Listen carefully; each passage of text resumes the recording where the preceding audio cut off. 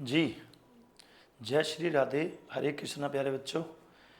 तो मेरे प्यारे बच्चों, हमने अभी जैसे कि आज एक छोटी सी वीडियो अपलोड की थी, इंट्रोडक्शन वीडियो, कि अब हम यूट्यूब पे अपनी वीडियोस को डिजिटल बोर्ड पे एक एक चीज़ एक्सप्लेन करके आपको पढ़ाया करेंगे। तो कल से वैसे स्टार्ट करूँगा मैं करंट अफेयर्स भी। एक तो आपको कल का शेड्यूल समझाना है और एक किस टाइम किस चीज़ की क्लास आपको इस पे यूट्यूब पे मिल जाया करेगी, वो सारी चीज़ें मैं एक्सप्लेन करूँगा। और कुछ 3-4 कॉमन एरर भी कि हम किस तरह से चीज़ों को एक्सप्लेन करेंगे, इंग्लिश में क्या क्या पढ़ना है, इंग्लिश में डेली का आपको क्या मटेरियल मैं पढ़ाऊँगा। पहले मतलब पहले क्या पढ़ेंगे, फिर उसके बाद हम क्या पढ़ेंगे, स्टेप टू स्टेप चीज़ें चलेंगी। ऐसा होच पोच सिस्टम नहीं बनाना है, क्योंकि इंग्लिश की सबसे बड़ी प्रॉब्लम क्या है मोस्टली बच्चों की, कि बच्चा वीक इंग्लिश में इसलिए है। एक तो हमारे बच्चे ज़्यादातर क्या बोलते हैं, मेरी इंग्लिश वीक है, मतलब खुद को इंग्लिश में वीक नहीं मानते कभी भी। क्या बोलते हैं, इंग्लिश ही वीक है, मतलब सब्जेक्ट ही कमज़ोर है, बच्चा ठीक है। तो एक तो हमारा सब्जेक्ट वीक नहीं है, हम सब्जेक्ट में वीक है। एक तो हमें इस सेंटेंस को बोलना है। सेकंड थिंग इज़, जो बच्चों हम इंग्लिश में स्टार्ट करेंगे वो एक कर्म होगा, यानी कि मैं आपको एरर करा रहा हूँ या मैं आपको क्लोज टेस्ट करा रहा हूँ, जो भी एग्ज़ाम पॉइंट ऑफ व्यू से ज़रूरी है, जो आपके हित में है, जो आपके एग्ज़ाम के लिए बिल्कुल रामबाण है, हम वही चीज़ें स्टार्ट करेंगे। टाइम वेस्ट करने का कोई फ़ायदा नहीं है, क्योंकि भर भर के भर्तियाँ आ रखी हैं, आप सबको पता ही है।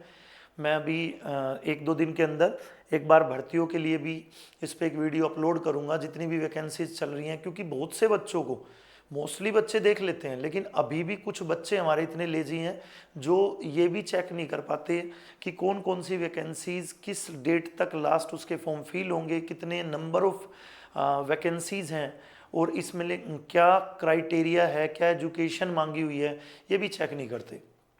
तो सबके हित के लिए 1-2 वीडियो ऐसी अपलोड करेंगे जो नोटिफिकेशंस की होंगी। तो उसके बाद आपको एक टारगेट मिल जाएगा कि हम एनटीपीसी पढ़ रहे हैं, तो एनटीपीसी का क्या मकसद है, किस तरह की पोस्ट होती हैं, और अगर बात करें हम एसएससी की, तो एसएससी में किस तरह की पोस्ट होंगी जिसके लिए अभी फॉर्म निकले हुए हैं। तो बच्चों बिल्कुल डाउन टू अर्थ चीज़ें पढ़ेंगे, डाउन टू अर्थ चीज़ों को समझाया जाएगा। मेरी पूरी कोशिश यही होगी, क्योंकि ये चैनल आपका एक नंबर 1 चैनल बनाना है। इस चैनल पे आपको एजुकेशन जो भी मिले वो एक ऐसी एजुकेशन मिले कि आप दूसरे को भी एक सलाह दे सको कि अगर आपका बेसिक बिल्कुल कमज़ोर है, बेसिक टू एडवांस अगर आपको जाना है, तो आप उस चैनल से पढ़ो। मेरे अंदर बहुत इंप्रूवमेंट है, तो आपके अंदर भी बहुत इंप्रूवमेंट होगा। तो हमें बहुत चीज़ें बिल्कुल ध्यान से छोटी छोटी चीज़ों को कवर करना है। तो प्यारे बच्चों, कल की क्लास में हम क्या कराएंगे वो मैं लास्ट में बताऊंगा, लेकिन पहले मैंने 4 क्वेश्चन कॉमन एरर के आपके लिए अभी जो इस पे स्क्रीन पे दिखाई दे रहे हैं ये सेलेक्ट किए हैं। इन 4 क्वेश्चन को हम थोड़ा सा डिस्कस करते हैं। इससे एक तो आपको ये पता चल जाएगा हमें कॉमन एरर किस तरह पढ़ाए जाएंगे, हमें कॉमन एरर में क्या क्या एक्सप्लेन करना चाहिए और किस तरह हम एग्जाम में उस चीज़ को फेस करें। क्योंकि एग्ज़ाम में बच्चा सबसे पहले तो घबरा जाता है, उसकी घबराहट उसको जितना आता है ना वो भी नहीं करने देती। तो हमें उन सब चीज़ों का ध्यान रखते हुए एक प्रैक्टिस पे ज़्यादा काम करना है। रीज़न, हम बोलते हैं कि मैं इंग्लिश बोल तो लेता हूँ, मैं इंग्लिश पढ़ तो लेता हूँ, लेकिन मुझे थोड़ी सी हेजिटेशन है। आपने बहुत से लोगों से बात सुनी होगी, हेजिटेशन नहीं है, लैक ऑफ प्रैक्टिस है वो। उसे हेजिटेशन नाम वैसे ही दे देते हैं हम लोग, वो लैक ऑफ प्रैक्टिस है, अभ्यास की कमी है बच्चों। हिंदी में हमें बिल्कुल भी कहीं पे भी आपने देखा होगा कोई ये नहीं बोलता होगा कि मुझे हेजिटेशन है हिंदी में। आपने देखा कि आप बात एक पूछोगे बताई 10 जाएंगी। रीज़न, हेजिटेशन खत्म। हेजिटेशन बिल्कुल नहीं है, लैक ऑफ प्रैक्टिस है। इंग्लिश में प्रैक्टिस बढ़ाओगे, वही जो जिस शब्द को आप हेजिटेशन नाम दे रहे हो वो शब्द अपने आप ही रिमूव हो जाएगा, और कब हो जाएगा आपको खुद भी पता नहीं चलेगा। तो इसी तरह बच्चों प्रैक्टिस की कमी है। जब एग्ज़ाम सेंटर में बैठते हैं, एग्ज़ाम हॉल में बैठते हैं, तो हमारे अंदर घबराहट आना, फेस के एक्सप्रेशन ही अलग होते हैं। सेंटर से बाहर आने के बाद एक्सप्रेशन कुछ और होते हैं, अंदर एक्सप्रेशन कुछ और होते हैं। तो वो एक्सप्रेशंस कभी भी चेंज ना हो, हम हमेशा एक जैसे ही दिखाई दें, इसके लिए हमें प्रैक्टिस ज़्यादा करनी है। तो मेरे प्यारे बच्चों, अभी हम स्टार्ट करते हैं हमारे क्वेश्चंस। क्वेश्चन नंबर जो 1 है हमारा, सबसे पहले देखो स्क्रीन पे जो 2 क्वेश्चन आपको दिखाई दे रहे हैं, इन दोनों क्वेश्चन में हम पहले बात करेंगे फर्स्ट क्वेश्चन की कि फर्स्ट क्वेश्चन में क्या एरर है। वैसे तो देखो आप लोग खुद भी पढ़ रहे होंगे या मान लो कहीं से कोचिंग ली हो या मैंने भी अपने ऑफलाइन सेंटर में जिन बच्चों को पढ़ाया होगा उन बच्चों को ये बेसिक्स बातें मैं भी पढ़ा चुका हूँ और लगभग सभी टीचर्स पढ़ा चुके होते हैं। सारा का सारा गेम है, सारा का सारा खेल है प्रैक्टिस। पढ़ाया सबने है, पढ़ा सबने है, लेकिन वो लंबे समय तक याद कैसे रहे बच्चों। हम किसी में कमी नहीं निकाल सकते कि उसने नहीं पढ़ाया होगा या मैंने नहीं पढ़ा होगा। आपने भी पढ़ा होगा और सर ने भी पढ़ाया होगा, जो भी आपके अध्यापक रहे होंगे। प्रॉब्लम कहाँ है? प्रैक्टिस। तो हमें प्रैक्टिस पे काम करना है, ना कि शिकायतों पे कि उसने मुझे पढ़ाया या ये चीज़ नहीं पढ़ाई या खुद से कि मैंने ये चीज़ नहीं पढ़ी। इनका कोई मतलब नहीं बनता। मतलब बनता है सेंटर में जाने के बाद आप एग्ज़ाम सेंटर जब हॉल में बैठ जाएं तो आपके अंदर घबराहट ना हो और आप अपना ऐसा पेपर करके आएँ कि आप ये बोलें कि आज का मेरा पेपर 99% मुझे ये यकीन दिलाता है कि मेरा पेपर क्लियर होगा यही वाला। तो उसके लिए शिकायतें नहीं, अभ्यास की ज़रूरत है।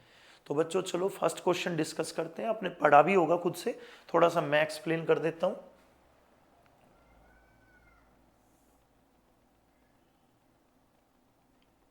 जी, तो देखो बच्चों, इसमें जैसे लिखा हुआ है, सबसे पहले एक सेलेक्ट कर लेते हैं। आपको दिखाई दे रहा है बच्चों हमारा sentence, Ram was senior to Sam in college. आपका सेंटेंस 3 पार्ट में ब्रेक किया हुआ है, तोड़ा हुआ है। जो 3 पार्ट में ब्रेक किया हुआ है, आपको कॉमन एरर में इसी तरह के वाक्य मिलते हैं बच्चों।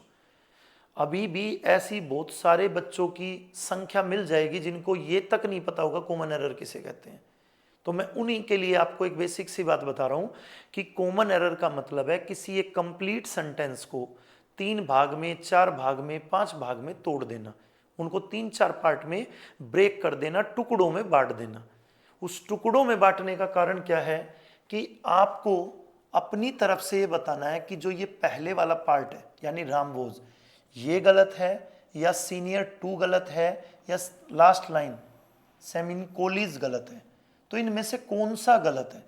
आपको ग्रामेटिकली आपको ये चेक करके देखना है कि इनमें से ए पार्ट गलत है या बी पार्ट गलत है या सी पार्ट गलत है। तो माय डियर स्टूडेंट्स, सबसे पहले देखो, आपको मैं अक्सर एक चीज बताता हूं और आज भी हम उसी बात से शुरुआत करेंगे। मेरी आपको हमेशा कोशिश होती है कि मैं आपको क्या बोलता हूं, आप सबसे पहले हेल्पिंग वर्ब को सर्च किया करो वाक्य में। हमारी हेल्पिंग वर्ब बच्चों कौन है? वोज। हेल्पिंग वर्ब के बिल्कुल पहले हमें जो दिखाई देता है वो हमारा सब्जेक्ट होता है बच्चों। हेल्पिंग वर्ब के पहले हमारा सब्जेक्ट होता है। तो हमारा राम क्या है? सब्जेक्ट। वोज क्या है? Helping verb.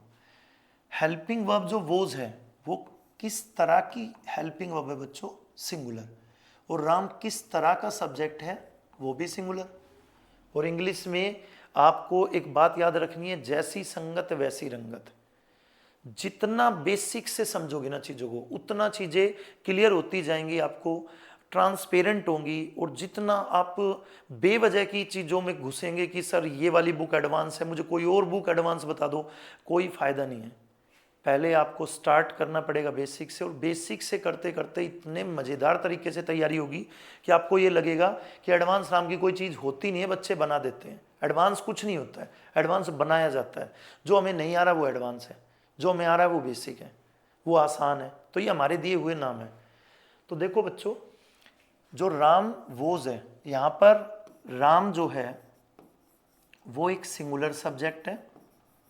थोड़ा मैनेज कर लेना, मेरी जैसी भी राइटिंग आ रखी है, क्योंकि मैं साथ साथ बोल भी रहा हूँ तो आपको समझ आ जाएगा। राम सिंगुलर सब्जेक्ट है। सिंगुलर का मतलब एक है, एक वचन है, अकेला है। उसके साथ जो हेल्पिंग वर्ब है वो कौन है? वोज। वोज भी कैसी हेल्पिंग वर्ब है? सिंगुलर है। और आपको हमेशा याद रखनी है बात, चाहे बच्चा 6ठी क्लास का हो, चाहे ग्रेजुएशन का हो, चाहे वो किसी भी कंपटीशन का एग्जाम दे रहा है, ये बात हर बच्चे के लिए बेसिक बात है। इसमें कोई मतलब नहीं है कि हम किसी एग्जाम की तैयारी कर रहे हैं तभी हमें पता हो। जितनी भी हेल्पिंग वर्ब्स होती हैं, हेल्पिंग वर्ब्स को हमेशा सब्जेक्ट के अकॉर्डिंग आना होता है, सब्जेक्ट के अनुसार ही उसको लिखना है। तो जब हमारा सब्जेक्ट सिंगुलर है, एक वचन है, तो हमारी हेल्पिंग वर्ब भी एक वचन होनी चाहिए, यानी वोज भी सिंगुलर ही है, राम भी सिंगुलर ही है। तो हमारा ए पार्ट जो है उसमें कोई भी एरर नहीं है बच्चों। उम्मीद करता हूं ए पार्ट आपको समझ आ गया होगा।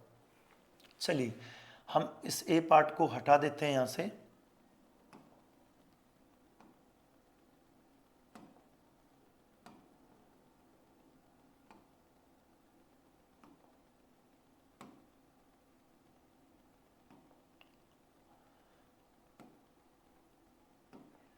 चलो जी, नेक्स्ट थिंग इज जो हमारा सेकंड पार्ट है,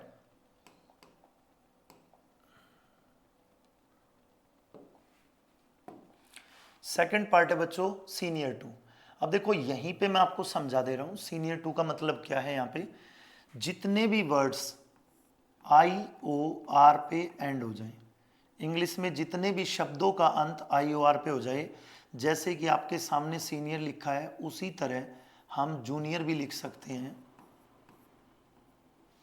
जैसे सीनियर, जैसे जूनियर, जैसे इन्फीरियर, जैसे इंटीरियर, जैसे सुपीरियर, जितने भी शब्दों का एंड किस पे होता है, आई ओ आर पे, उन सभी के बाद हमेशा हमेशा बच्चों टू का यूज होगा। जितने भी टी आई ओ आर पे एंड आई ओ आर पे, sorry T I O R पे नहीं, आई ओ आर पे एंड होगा इंग्लिश के वर्ड्स का, उनके बिल्कुल बाद हमेशा आपको टू चेक करना है। एग्जाम में वैसे क्या गलती दी जाती है, वहां पर देन दिया जाएगा। देन को कभी भी आपको सही नहीं मानना है, आपको हमेशा आई ओ आर के बाद टू को राइट मानना। अगर टू गिवन है तो आप मान लेना कि मेरा सेंटेंस यहाँ पर सेफ जोन में, यहाँ पर मेरे सेंटेंस में किसी तरह की कोई भी गलती नहीं है, कोई त्रुटि नहीं है। तो प्यारे बच्चों यहाँ तक भी हमारा सेंटेंस बिल्कुल सेफ है, यहाँ तक भी सेफ है, यानी हम ए और बी में कोई गलती नहीं बता सकते। लास्ट देखिए, लास्ट यहाँ पर जो वर्ड दिया हुआ है वहाँ पर देखिए एक सेम है, एक इन है, एक कॉलेज है। देखो एक ये वर्ड और एक ये वर्ड, ये दोनों नाउन है। दो नाउन के बीच में प्रेपोजिशन का यूज किया जा सकता है और वो किया भी गया है। अब कैसे किया जा सकता है, तो ये सारी चीजें तो बच्चों चैप्टर्स में क्लियर होंगी, एक्सप्लेन किया जाएगा कि किस किस नाउन के बीच में या किस नाउन को प्रोनाउन से जोड़ने के लिए किस प्रेपोजिशन का यूज होता है या नहीं होता है, इस तरह की बातें। लेकिन आपको ये हमेशा याद रखना है कि जब दो नाउन लिखे हों तो दो नाउन के बीच में प्रेपोजिशन आ सकती है, उसमें कोई त्रुटि कोई गलती नहीं मानी जाती। इट मीन्स हमारा जितना भी सेंटेंस है वो पूरा का पूरा करेक्ट सेंटेंस है। इस वजह से बच्चों हम अपने सेंटेंस को क्या नो एरर, नो एरर टिक करेंगे, ना कि कोई भी एरर, क्योंकि आप चेक कर चुके हो राम वोज में कोई गलती नहीं है, सीनियर टू में कोई गलती नहीं है, सेम इन कॉलेज में कोई गलती नहीं है। जब गलती तीनों पार्ट में है ही नहीं कहीं, तो हमारे पास इस तरह के 3-4 ऑप्शंस होंगे, जिसमें से अगर मान लेते हैं राम वोज में गलती होती तो हम ए पार्ट पे टिक करते हैं। लेकिन अगर ए में, बी में, सी में गलती नहीं है तो डी हमारा आंसर है, यानी बिल्कुल कोई त्रुटि नहीं है, कोई गलती नहीं है, नो मिस्टेक, नो एरर, कोई भी एरर नहीं है। तो फर्स्ट सेंटेंस हमारा नो एरर है प्यारे बच्चों। चलिए एक बार सेकंड को भी समझते हैं। सेकंड सेंटेंस देखिए, सेंटेंस की शुरुआत पहले स्टार्टिंग मैंने किससे कहा आपको, मैंने अभी आपको बताया कि स्टार्टिंग करो हेल्पिंग वर्ब से। आप अपनी तरफ से किसी को सब्जेक्ट डिसाइड मत करो कि मेरा सब्जेक्ट इट है या मेरा सब्जेक्ट हु है या मुझे सब्जेक्ट पता ही नहीं चल रहा। आपको सब्जेक्ट नहीं देखना, आपको सबसे पहले हेल्पिंग वर्ब को फाइंड आउट करना है। और आपकी हेल्पिंग वर्ब बच्चों यहाँ पर कौन सी है, वोज। और वोज किस प्रकार की हेल्पिंग वर्ब है, वोज है यहाँ पर सिंगुलर। अभी मैंने बताया था आपको वोज एक सिंगुलर हेल्पिंग वर्ब है।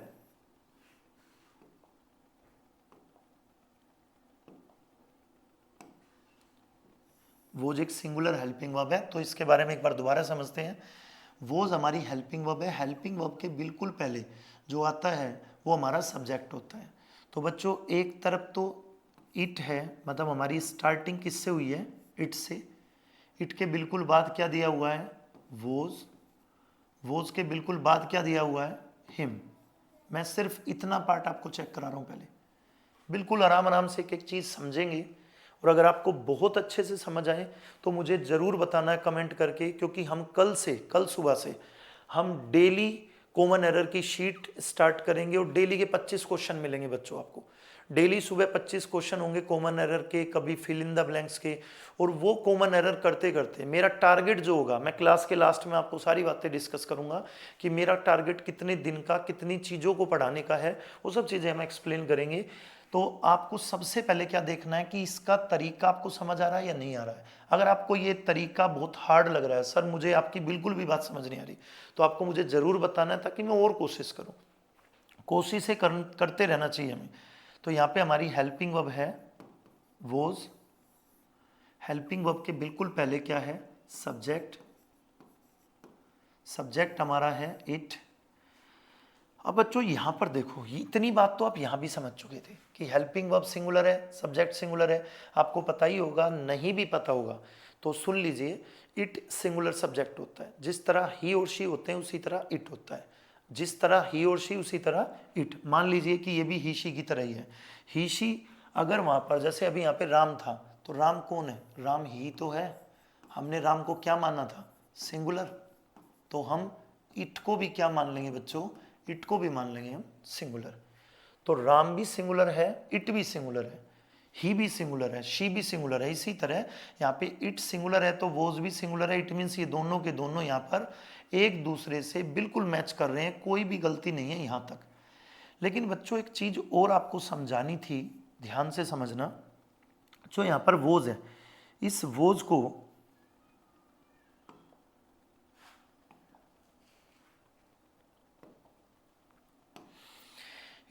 को प्यारे बच्चों हमेशा बी की फॉर्म कहा जाता है। बी की फॉर्म कहा जाता है। बी की फॉर्म के लिए फिलहाल आप इतना समझना, क्योंकि मुझे क्वेश्चन में आपको बहुत ज़्यादा पजल नहीं करना है, चीज़ें क्लियर करनी है। तो बस इतना दिमाग लगाना है कि इज एम आर और वोज वर। आज से आप इन 6 के 6 शब्दों को क्या मान लेंगे, बी की फॉर्म। आज से आप इन 6 के 6 शब्दों को बी की फॉर्म मान लेंगे। और अगर ये बी की फॉर्म है तो इनके लिए एक छोटा सा नियम बनता है कि अगर कभी भी बी की फॉर्म के बाद ऑब्जेक्ट दिया हो, इसे ऑब्जेक्ट बोलते हैं बच्चों। क्या होते हैं ऑब्जेक्ट, क्या होते हैं सब्जेक्ट, सब एक्सप्लेन करूंगा, आप बिल्कुल चिंता ना करें। नंबर 1 चैनल बनाना है। नंबर 1 चैनल बनाने के लिए जितना बेसिक से जितना एडवांस तक इंग्लिश को पढ़ाना होगा वो सब हम चीज़ें एक्सप्लेन करते चलेंगे। कॉमन एरर में हम फिल इन द ब्लैंक्स में हम PYQ पे काम करेंगे सबसे पहले। क्योंकि अगर आपने PYQ जितना मैं आपको बताऊं उतना आप पढ़ते जाएं तो आपको लगेगा कि इंग्लिश से मैं बेवजह डरता था, बेवजह मेरा टाइम वेस्ट हुआ।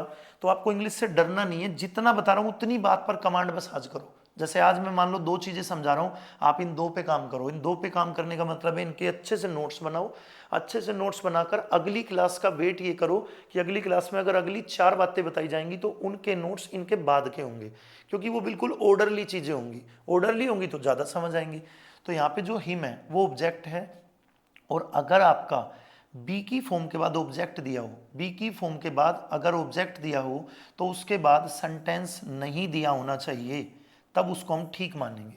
मेरी बात को फिर से समझना, 1 ही मिनट की बात बच जाएगी अगर आपको ये चीज़ समझ आ गई। 1 ही मिनट का पॉइंट बच जाएगा। मैं एक बार फिर एक्सप्लेन कर रहा हूँ। अगर बी की फॉर्म, वोज को आपको क्या मानना है, बी की फॉर्म। बी की फॉर्म में फिलहाल के लिए आपको किसको काउंट करना है, इज को, एम को, आर को, वोज को और वर को। तो जितने भी ये 5 शब्द लिखे हैं बच्चों, ये बी की फॉर्म है। और बी की फॉर्म के बिल्कुल बाद अगर कभी भी आपको ऑब्जेक्ट दिखाई दे, मैं अभी यहाँ पे एक्सप्लेन कर दूंगा ऑब्जेक्ट किसे कहते हैं। अगर ऑब्जेक्ट दिया हो, फिलहाल इतना समझो बस कि ऑब्जेक्ट दिया हो, तो ऑब्जेक्ट के बाद कोई भी सेंटेंस नहीं दिया होना चाहिए, मतलब आगे सेंटेंस कंटिन्यू नहीं होना चाहिए, तभी हम उस सेंटेंस को करेक्ट मानेंगे। अन्यथा हम उस सेंटेंस को रॉन्ग मान लेंगे अगर उसके बाद यहाँ पर कोई भी सेंटेंस गिवन होगा, यानी उसके बाद सेंटेंस जुड़ा होगा, उसके बाद सेंटेंस आगे कंटिन्यू होगा। तो आप अब अपने सेंटेंस पे आ जाइए बच्चों। आपको मेरी इस वाली बात से टोटल बात क्लियर हो जाएंगी। आप यहाँ पे चेक करिए, पहले वोज दिया है, वोज को मैं यहाँ पे शॉर्ट में बी लिख रहा हूँ। आप बी से समझ जाएंगे, बी मतलब बी की फॉर्म। बी की फॉर्म के पहले आपका एक सब्जेक्ट है जो सिंगुलर है, फॉर्म भी सिंगुलर है, यहाँ तक हम बिल्कुल सही बोल सकते हैं इसको।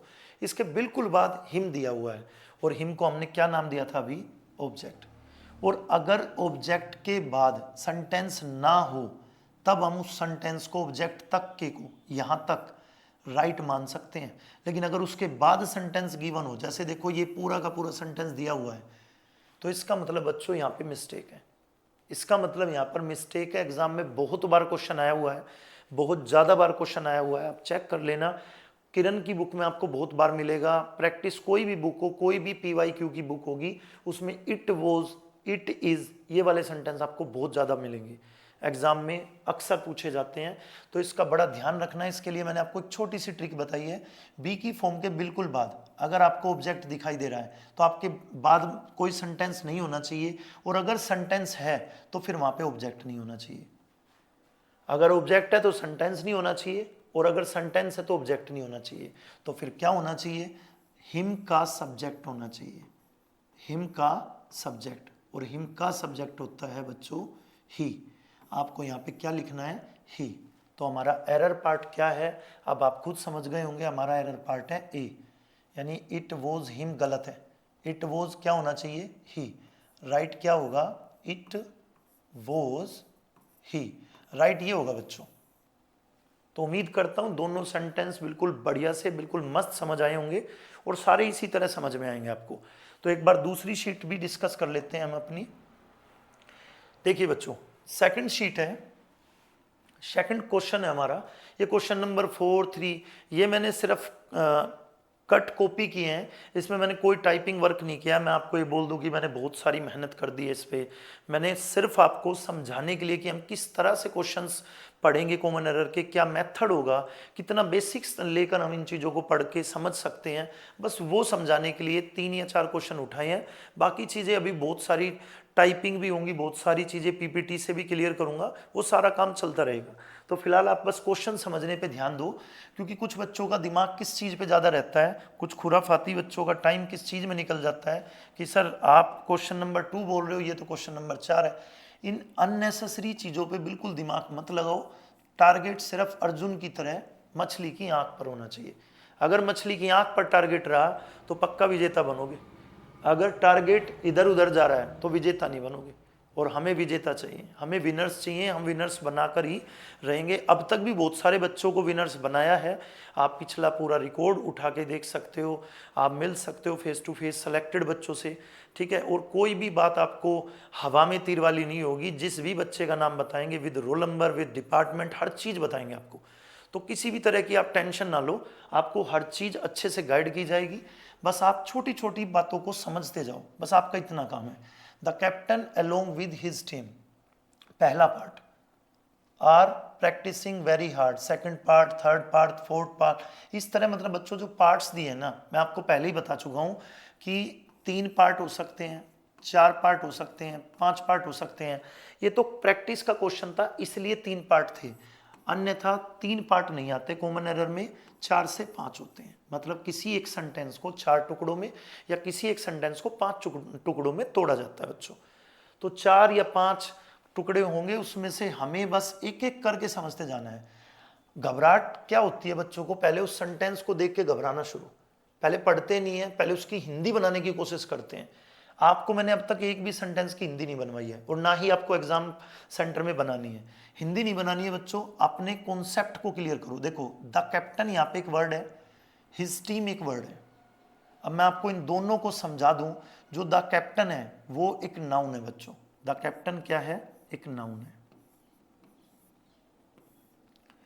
उसके बाद दिया हुआ है अलोंग विद,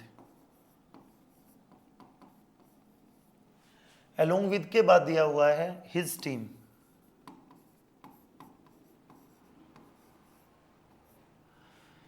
चलिए समझो इस बात को। एक नाउन है जिसका नाम है द कैप्टन। कैसे पता चला मुझे ये नाउन है? आप बच्चों के माइंड में कई बार ये बात होती है, जो बहुत वीक बच्चे हैं, कि सर आपको तो चलो पता था ये नाउन है, हमें कैसे पता चलेगा? आपकी हर एक छोटी छोटी बात पे ध्यान दिया जाएगा। पहले आपको ये समझाना जरूरी है कि ये नाउन कैसे है। तो ध्यान देना बच्चों, नाउन के पहले या तो आर्टिकल्स या फिर एडजेक्टिव। नाउन के पहले आपको हमेशा या तो आर्टिकल दिखाई देगा या एडजेक्टिव दिखाई देगा। अब आर्टिकल या एडजेक्टिव में से छोटा सा चैप्टर है आर्टिकल, जिसमें ए एंड द, मतलब बोलने में छोटा है, पढ़ने में तो टाइम लगता है। समझने में टाइम लगता है, उसमें क्या क्या कॉन्सेप्ट होते हैं, क्या क्या चीज़ पूछी जाती हैं, वो सारी चीज़ों में तो टाइम लगता है। बोलने में बड़ा छोटा सा वर्ड है कि आर्टिकल्स तो हैं ही क्या, ए एंड द, लेकिन जब आप एग्जाम के पॉइंट ऑफ व्यू से पढ़ोगे तो हर चीज़ आपको ध्यान से पढ़नी होगी। तो बच्चों यहाँ पर जो आर्टिकल और एडजेक्टिव किसके पहले मिलेंगे आपको, नाउन के पहले। अब आपको बताने की ज़रूरत नहीं है कि जो द है वो एक क्या है, आर्टिकल। और आर्टिकल अगर द है तो उसके बिल्कुल बाद आने वाला वर्ड हम क्या मान सकते हैं कि वो नाउन रहा होगा। इट मीन्स यहाँ पर द आर्टिकल है, कैप्टन क्या है हमारा, नाउन। तो मेरी बात पे दोबारा से आ जाइए यहाँ पर कि एक नाउन, नाउन किससे जुड़ा हुआ है, अलोंग विद से। मतलब अलोंग विद से दो चीज़ें जुड़ी हैं, एक नाउन जुड़ा है और एक हिज टीम, ये भी नाउन है। बताऊंगा आपको धीरे धीरे, इसको भी फिलहाल आप नाउन का नाम दीजिए कि ये भी एक नाउन है। इट मीन्स दो नाउन यानी दो सब्जेक्ट किससे जुड़े हुए हैं, अलोंग विद से। और जब भी आपको कभी दो सब्जेक्ट अलोंग विद से जुड़े हुए मिलें तो समझ जाना उससे पहले वाले को हम अपना मेन सब्जेक्ट मानते हैं जी, उससे पहले वाले को अपना मेन सब्जेक्ट मानते हैं। यानी हमारा मेन सब्जेक्ट क्या होगा, ये वाला नाउन। और ये वाले नाउन में आपको दिखाई दे रहा द कैप्टन लिखा हुआ है, यानी सिंगुलर है, यानी एक व्यक्ति है। और जब हमारा सब्जेक्ट ही द कैप्टन है तो हम यहाँ पर जो हेल्पिंग वर्ब है वो आर कभी भी यूज़ नहीं कर सकते बच्चों। हम क्या यूज़ करेंगे वहाँ पर, इज यूज़ करेंगे, क्योंकि इज कैसी हेल्पिंग वर्ब है, इज है सिंगुलर। और हमारा जो सब्जेक्ट है कौन है, वो द कैप्टन, वो भी क्या है, सिंगुलर है। इट मीन्स सब्जेक्ट भी सिंगुलर और हेल्पिंग वर्ब भी सिंगुलर। और ये कनेक्टिविटी बच्चों आप हर क्वेश्चन में किया करो। जितने भी क्वेश्चन आपको कॉमन एरर के दिखाई दें, किसी भी डिपार्टमेंट का प्रीवियस ईयर हो, उसमें सबसे पहली कनेक्टिविटी आप ये किया करो। मैं अपने एक्सपीरियंस से एक बात कह सकता हूँ आपको, अगर 1000 क्वेश्चन है तो 1000 क्वेश्चन में से सब्जेक्ट और वर्ब के जो क्वेश्चन में एरर आते हैं, गलतियां आती हैं, वो कम से कम मान के चलना 400 क्वेश्चन तो होंगे। 400 नहीं तो 300 350 का रेशो जरूर आएगा। तो इतने सारे क्वेश्चन तो इसी प्रॉब्लम से, मतलब इसी एक कॉन्सेप्ट को क्लियर करने से क्लियर हो जाते हैं। तो क्यों ना हम इसको ही चेक करें। तो हमने देखो यही चेक किया और यहाँ पर एरर क्या मिला हमें, आर एरर था, क्योंकि आर प्लूरल था, जबकि इज चाहिए क्योंकि हमारा सब्जेक्ट सिंगुलर और हमारी वर्ब भी सिंगुलर। तो चलिए बच्चों, काफ़ी डिस्कशन हो गया इस पे भी। एक लास्ट क्वेश्चन और, बहुत इजी है। कुछ बच्चों ने तो पढ़ते के साथ ही समझ गए होंगे, कर लिया होगा माइंड ही माइंड में कि सर ये वाला इसका आंसर है। चलो एक बार छोटा सा डिस्कशन, क्वेश्चन देखिए, फिर मैं वही बात कहूँगा, 5 4 3 2 पे ध्यान नहीं देना है। प्यारे प्यारे से नालायक से बच्चों, ध्यान देना है आपको सिर्फ किस पे, क्वेश्चन पे। क्वेश्चन पे ध्यान देना है, अननेसेसरी किसी बात पे ध्यान नहीं देना है। Supposing if it rains what shall we do. यहाँ पे जो भी क्वेश्चन है वही बात बार बार बोल रहा हूँ, 1 2 3 4, 4 पार्ट में बटा हुआ है, तोड़ा हुआ है, टुकड़ों में बांटा हुआ है। हमें किसी एक एरर को, किसी एक पार्ट को गलत बताना कि ये वाला पार्ट मुझे गलत लग रहा है ग्रामर के अकॉर्डिंग। तो देखो बच्चों, ध्यान से समझना एक बात आप, एक शब्द होता है हमारा जो आपके सामने लिखा हुआ है, सपोज। एक वर्ड होता है हमारा प्रोवाइडेड। एक शब्द होता है हमारा व्हेन। एक शब्द होता है हमारा इफ। एक होगा जी अनटिल। एक होगा अनलेस। तो जितने भी वर्ड मैंने आपके सामने लिखे हैं, suppose, provided, when, if, until, unless, ये सभी के सभी वर्ड्स आपको नोट क्या करना है, इनको आपको नाम देना है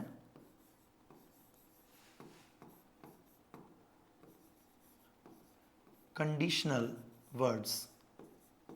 आपको इनको क्या नाम देना है, कंडीशनल वर्ड्स। किताब में सर ये नाम दिया हुआ था, आप तो कुछ अलग नाम बता रहे हो। कॉन्सेप्ट क्लियर करना है, रट्टे नहीं मारने हैं। आपको रट्टा नहीं मारना है। उस किताब के रट्टे से अब तक क्वेश्चन नहीं बन रहे थे, तभी आप किसी ना किसी यूट्यूब चैनल का सहारा ले रहे हो या किसी ना किसी टीचर के पास कोचिंग ले रहे हो। तो आपको क्या करना है, वो वर्ड्स नहीं पढ़ने जो लिखे हुए हैं कि उन्हीं को रट लेना है कि सर वही मान लेना है मैंने। तो आपको जो भी बात बता रहा हूँ उस चीज़ को आप फॉलो करो, फिर क्वेश्चन करके देखना, आपको बहुत जल्दी से क्वेश्चन होंगे और बहुत कम टाइम लगेगा। तो जितने भी मैंने वर्ड्स आपके सामने लिखे हैं, इनको माय डियर स्टूडेंट्स क्या नाम देंगे हम आज से, कंडीशनल वर्ड्स। 4 5 6 वर्ड हैं, इजीली याद कर लोगे आप। अब नेक्स्ट बात समझिए जो मैं आपको समझाना चाह रहा हूँ। इनमें से कोई भी वर्ड, जैसे मान लेते हैं हमने सपोज को किसी सेंटेंस में यूज किया, सपोज ही सपोजिंग है, ठीक है। आप ये मत मान लेना कि सर सपोज लिखा आपने वहां तो सपोजिंग है।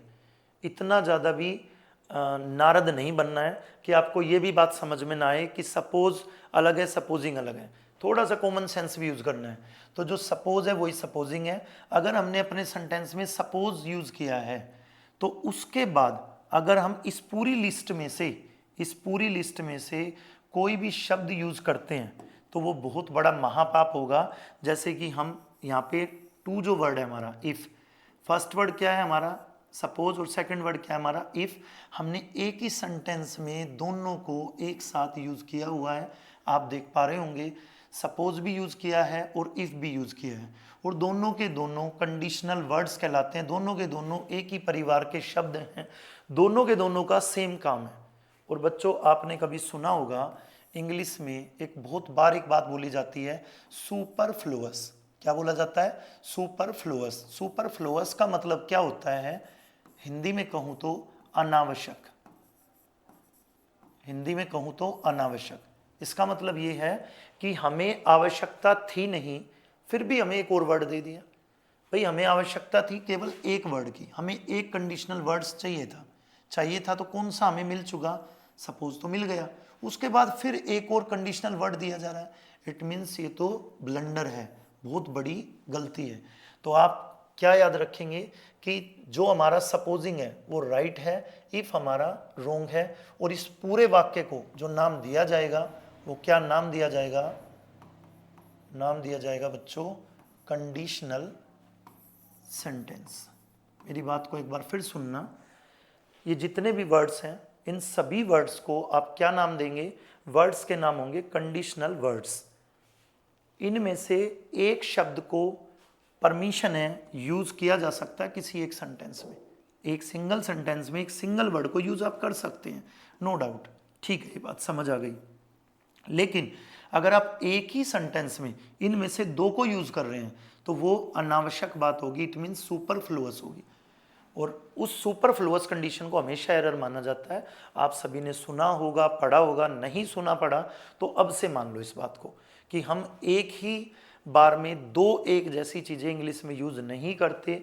एक छोटा सा उदाहरण अगर मैं लूं, आप एक बात बताइए, अगर हम यहाँ पे राम को लिख रहे हैं और राम के बाद हम यहाँ पे इज लिख रहे हैं, राम के बाद हम यहाँ पर आर भी लिख रहे हैं, आप एक बात बताओ, ये भी हेल्पिंग वर्ब है, ये भी हेल्पिंग वर्ब है।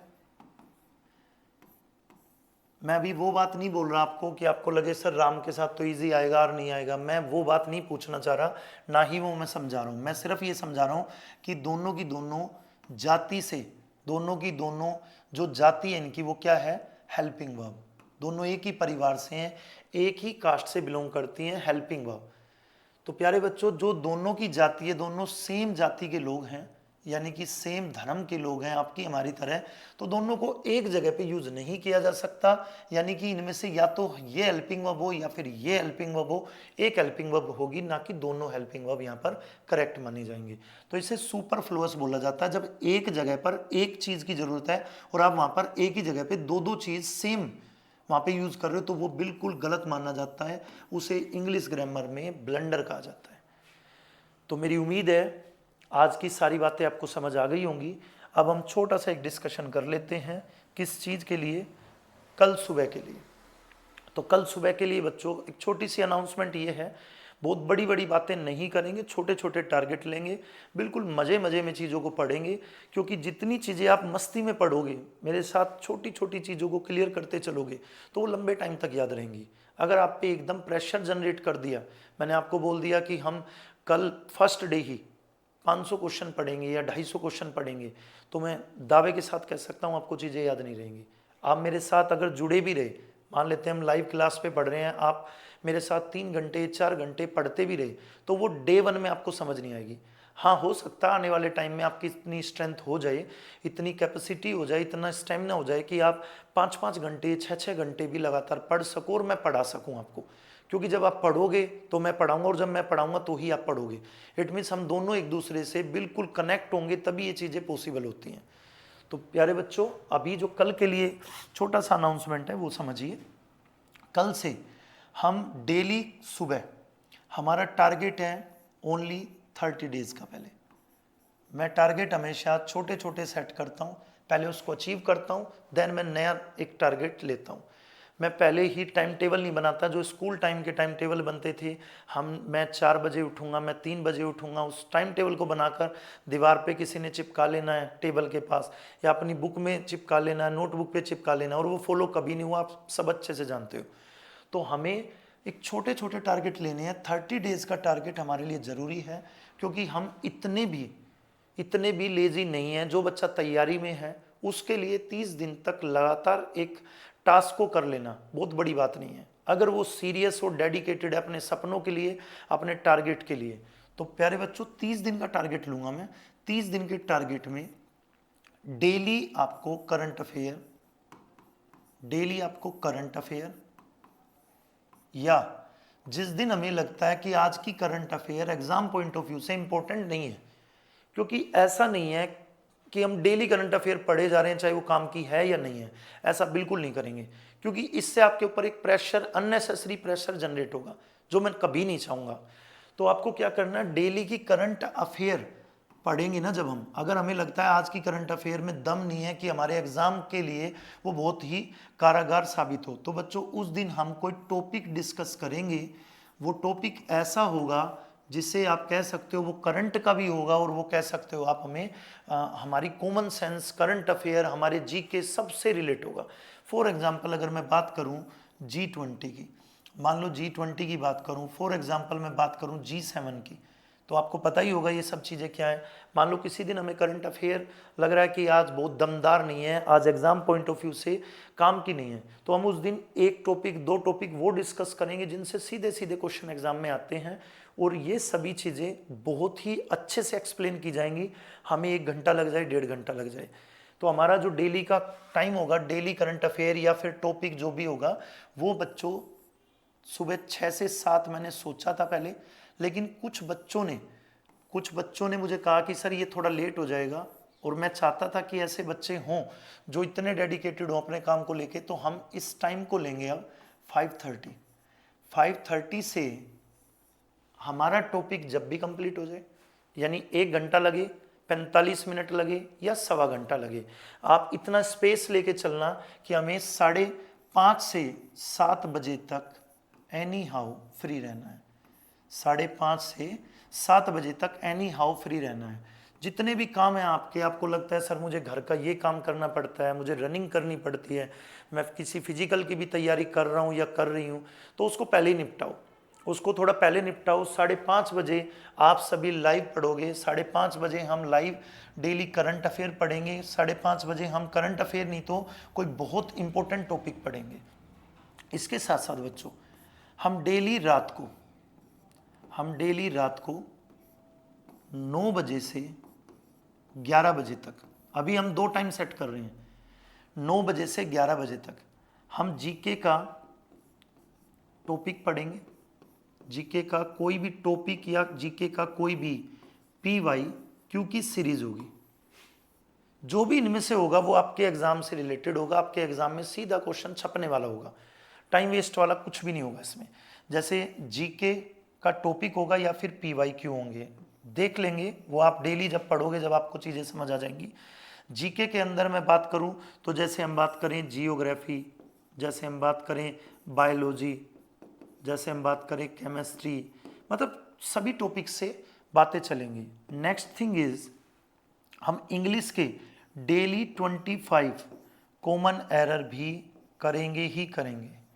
डेली हमें कॉमन एरर करने हैं। 25 का मेरा टारगेट है डेली, क्योंकि 25 डेली अगर आप टारगेट करके पढ़ोगे मेरे साथ, तो बच्चों एक रजिस्टर बना लेना अपना, किस चीज़ का, इंग्लिश के 25 डेली क्वेश्चंस का। मैंने पहले ही लिख दिया आपको 30 डेज टारगेट लेंगे। इस 30 दिन में अगर आपको ये लगे कि सर हमारी तैयारी एक बिल्कुल ऐसी स्पीड पकड़ गई है कि नॉर्मल ट्रेन से एकदम से बुलेट ट्रेन बन चुकी है, तो हम 31वें दिन हम एक टारगेट फिर सेट करेंगे अपने 30 दिन का।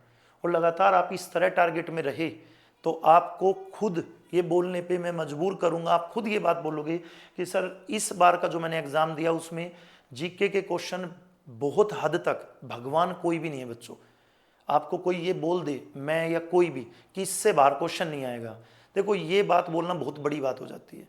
इस बात के बोलने का मतलब है कि भगवान को चैलेंज करना, क्योंकि ठाकुर जी को चैलेंज करना हो जाएगा सर्वे सर्वा, सब कुछ जानने वाले कौन है, श्री बाके बिहारी जी। और हम बाके बिहारी जी नहीं बन सकते, हम उनका अंश हैं, हम उनकी कृपा से बस अभ्यास कर सकते हैं और अपने अनुभवों के, जितना अब तक अनुभव लिया है, जितनी हम पढ़ाते जा रहे हैं और बच्चों के जितनों के आज तक सिलेक्शन हुए हैं, फिर उनसे भी फीडबैक लिया है कि बच्चे का किस टाइप का क्वेश्चन आया था, उसने क्या क्या चीज़ें ज़्यादा रिवाइज की थी एग्जाम टाइम पे, वो सारी चीज़ों के आधार पर ही ये सब चीज़ें चलाई जाएंगी और इन्हीं से आपका एग्ज़ाम क्लियर होगा और एक नहीं कई सारे एग्ज़ाम क्लियर होंगे।